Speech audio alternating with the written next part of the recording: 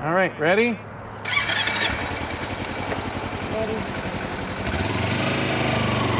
Get started anytime. Hello, this is Dr. Mountain with Mrs. Mountain Filming as we give you a little tour around the southwestern Alberta Ranchland on the Versys-X 300. This motorcycle uses the Ninja engine, 296cc parallel twin, and it works just fine on the highway. You'll see when the speed limit changes to 100 with two people on there, it isn't instantly at 100 kilometers per hour, but in time it gets there, and it sure likes the corners. It only has a 19-inch front wheel, so it is very flickable, as people call it, and out on the highway, it travels along just fine. So coming up here, ahead on the road, we're going to transition onto one of the main highway arteries in Alberta that runs north and south between Edmonton and Calgary. And you're going to see how well the Versys-X 300 picks up, comes around the bend here, and picks right up to the speed of the traffic. Here we're heading in the southbound lane.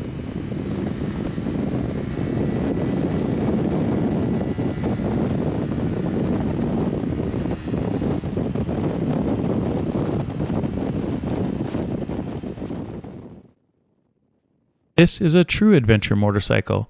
Our fun starts as soon as we leave our garage. We don't have to put it on a trailer and haul it somewhere and take it off and get it ready.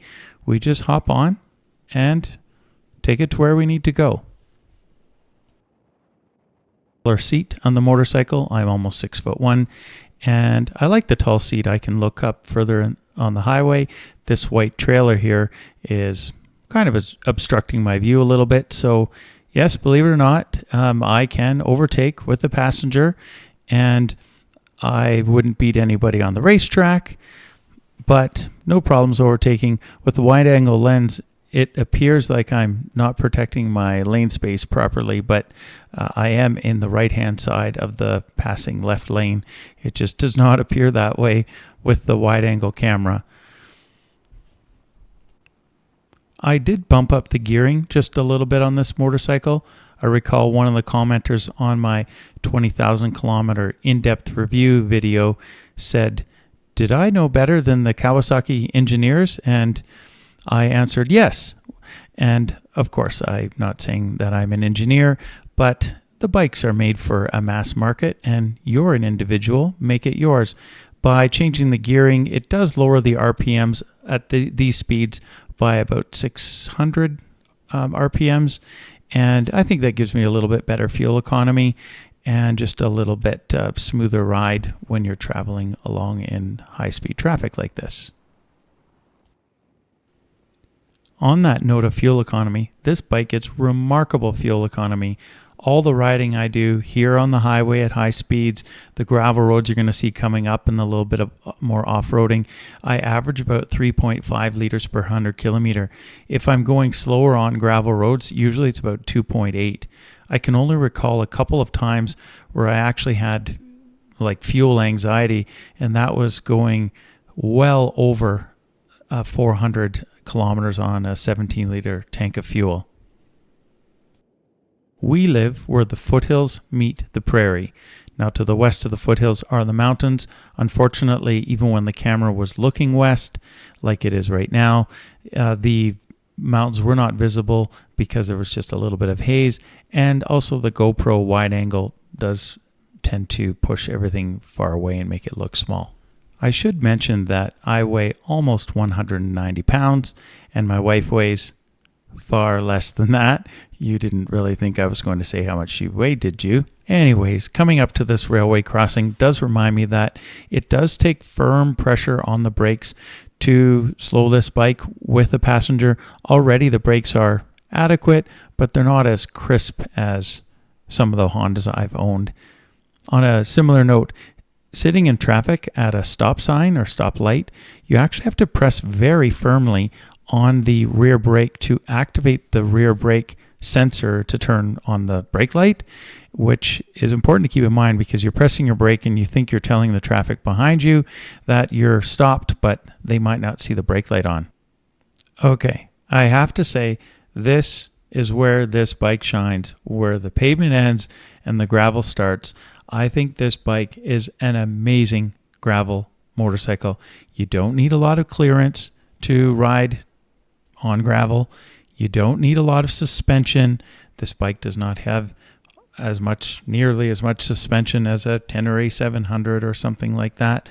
This bike is amazing on gravel roads, even with a passenger. Look at these beautiful wheat fields today, just ready for harvest.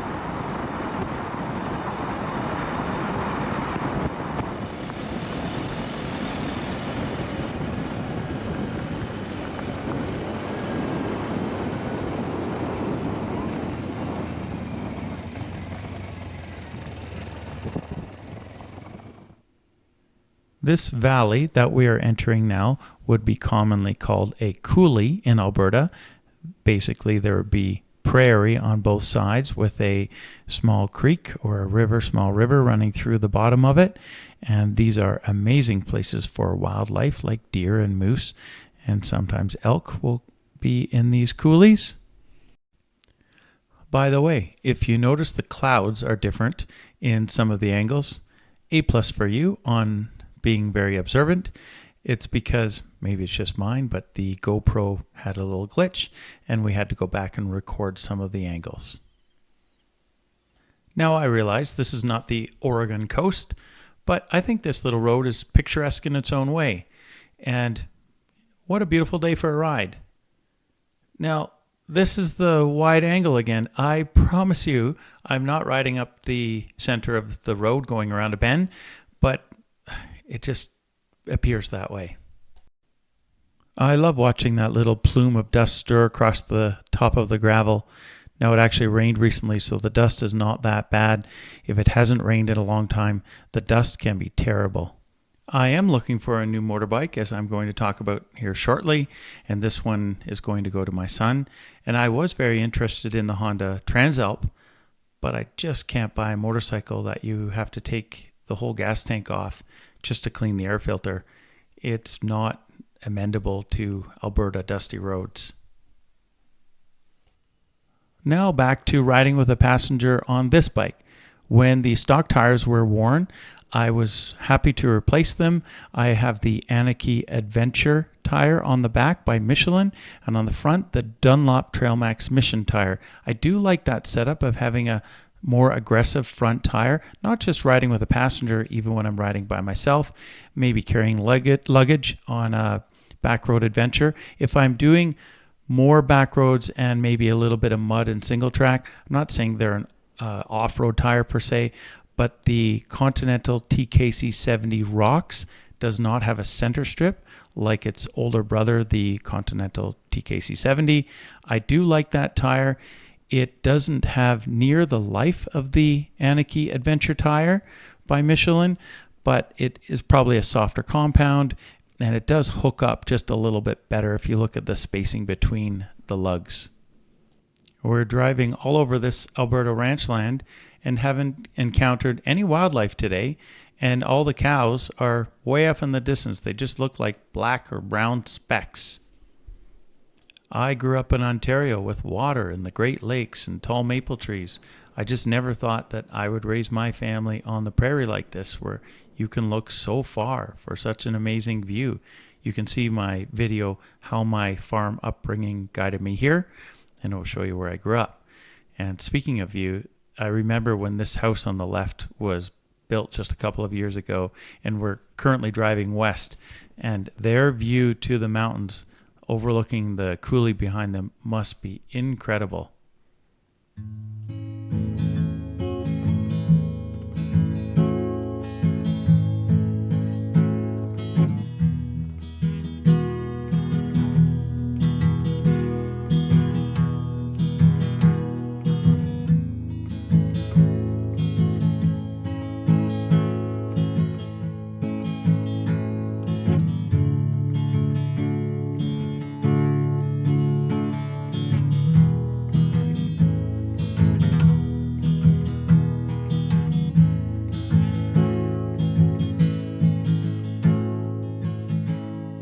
Okay, I'll stop. But I couldn't give you a tour of Ranchland, Alberta without playing you a little old-fashioned country music.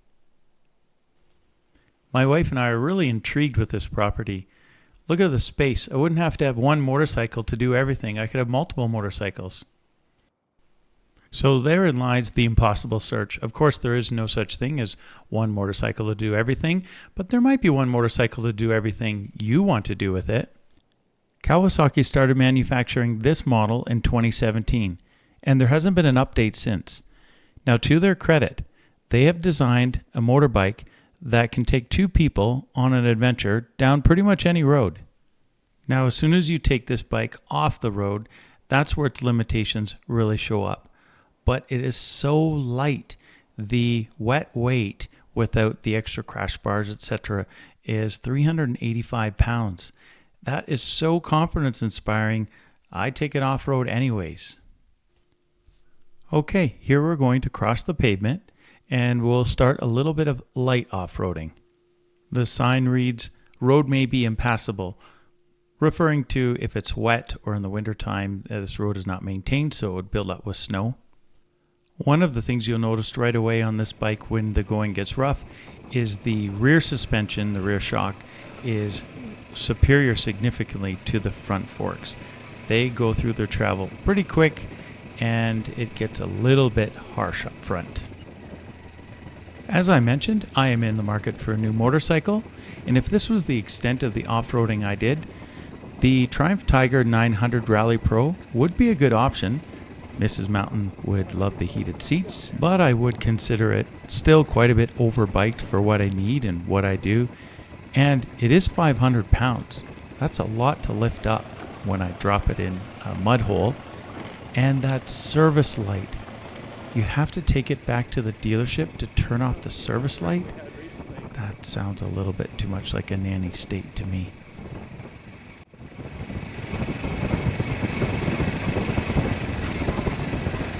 Usually this is a big hole here, but it's been so dry this year.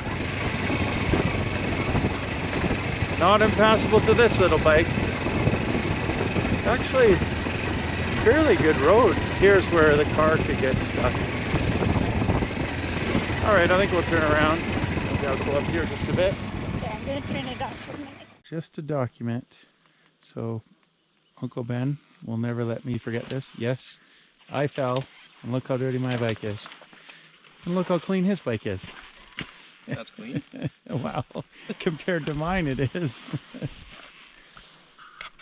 Yes, I've dropped my bike so many times, always at slow speed, usually in the mud, and every time I pick it up, I am so happy it weighs about 400 pounds, not 500 pounds or 450 pounds.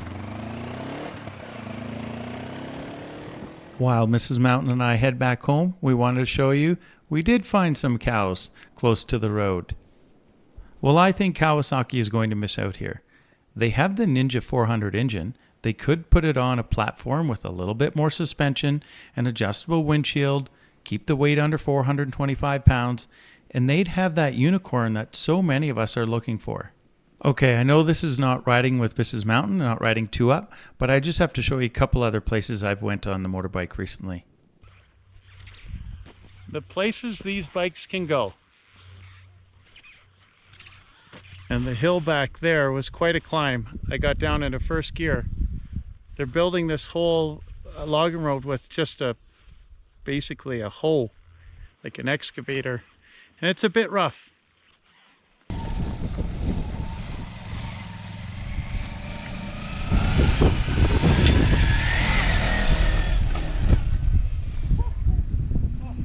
The reason I'm laughing is because my bike doesn't have enough clearance and I hit the foot pegs so hard it almost took my feet off the pegs. As we are finishing our adventure today, I have to admit the CF Moto MT 450 is piquing my interest. It just checks so many boxes. I would need the taller seat as the stock seat height is so low, you sit down in the bike, my knees would be more cramped than they are on the Versys-X 300. And then the tall seat, Mrs. Mountain would be level with me, she wouldn't have the theater seating, and she might just look into my shoulder. If you have a moment, let me know what you think in the comments. Thank you so much for watching, and I hope you enjoyed a little tour of southwestern Alberta Ranchland.